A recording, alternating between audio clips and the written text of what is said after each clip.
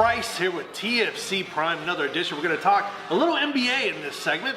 You're going to have some fun, talk about some interesting things. The news moving and shaking right now that's going on in the NBA world. So without further ado, Mike, let's just jump right into it. Let's do it. You know, a couple weeks ago, it was introduced to the, I guess the basketball world that the Chinese team, I'm going to butcher this name, I'm sorry, the Zhejiang Golden Bulls, that is nowhere near correct. You killed that. Yeah, it's you totally correct. They have offered Dwayne Wade a 3-year, $25 million contract to become the highest paid Chinese basketball player. Well, he's not Chinese, but the highest paid player in China, eclipsing I believe the $6 million deal that Josh Childress got a few years ago to play in Greece in 2008. So he would know that, of course, he's a legend in NBA history and everything. Do you think, number one, offhand, should he take the money? Is it good for the DWade brand, or should he just keep his career totally focused in the NBA? Well, first of all, he has to play somewhere. He needs to get the money because you play until no one's giving you any more checks. And the way that I see Dwayne Wade doing it, this is probably his last opportunity to get checks, and even more importantly, get a championship. Because even when you go over there, it's not like you're not trying to win championships. We look at our guy Marbury. He went over there. I think he's like a legend. They built a statue over Marbury. A statue over Marbury. So, I mean, what are they going to do with Dwayne Wade? Build a building and a bridge? But you know what? I think he goes for it. Legacies are one thing, but he's still going to get into the Hall of Fame here with the NBA. And, you know, get the checks. That woman wants money. She does not, Gabrielle Union does not want him to stop getting checks. No, you think she's black, boy. You know she wants to keep bringing money into the house. You're like, food stamps? No. Get the checks. Make it in, you know, his legacy's intact. You don't think his legacy is good? You know, I think it's a different age. I don't think it's how the Chinese leagues, and even I'll say beyond that, the European leagues. I don't think they're viewed in the same light as they did just a couple of decades ago when the Dream Team ran rampant and, you know, right, beating teams by 100 points and things like that. I don't think it's the same outlook. I think a lot of these teams can and do compete.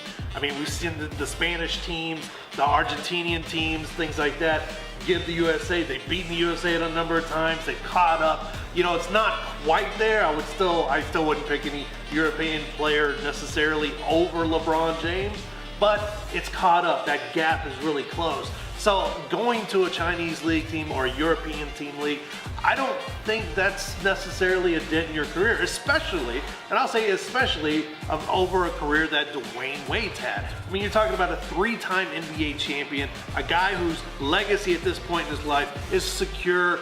You know, now he's at the tail end of the NBA league, you know, his party here in North America, but could he go over to China and win a couple of titles while collecting a good paycheck, while maybe setting up an international brand for himself that he's already been doing the last few years? It's all about brands these days. Kobe, LeBron, everyone's got their brand.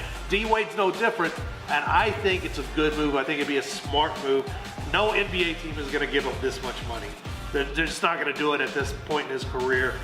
Finish up in the NBA, do all you're going to do. You know, one more poster dunk on someone, something like that, wrap it up, go to China.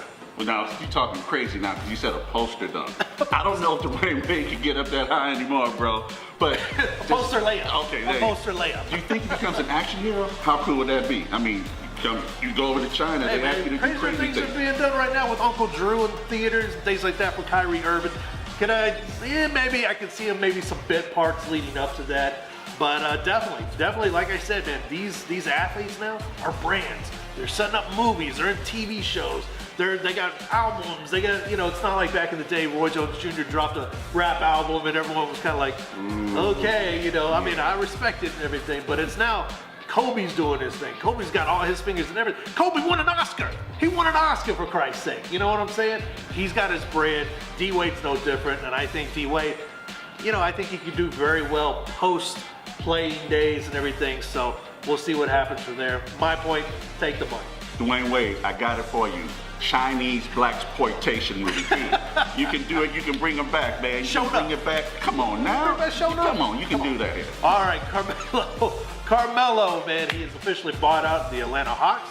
The Hawks give him $27 million to say, please don't play for us. He chips in 2.4 of his own, I guess to kind of offset the salary he is going to get with the Houston Rockets, I believe that's a veteran's minimum, Right. 2.4. My question to you is, does this make the Rockets the best team in the West? Can they get past the Warriors? Can they get past LeBron and the Lakers? I want to know the person who came up with this buyout thing, because they obviously didn't go to Wharton, because the math doesn't make sense to me. How is giving someone 27 then saying, okay, we only want 2 back, and that's a good deal for anyone other than a player? You're right. I don't know, but that's, so the question about Carmelo Anthony. Well, you know what, we keep talking about his tank. Dude, what is he, a 1975 Cadillac? Because Lord knows, unless he got the biggest tank in life, this man is done. Yeah. Done. Yeah, Done. he's done. I think you can beat him today.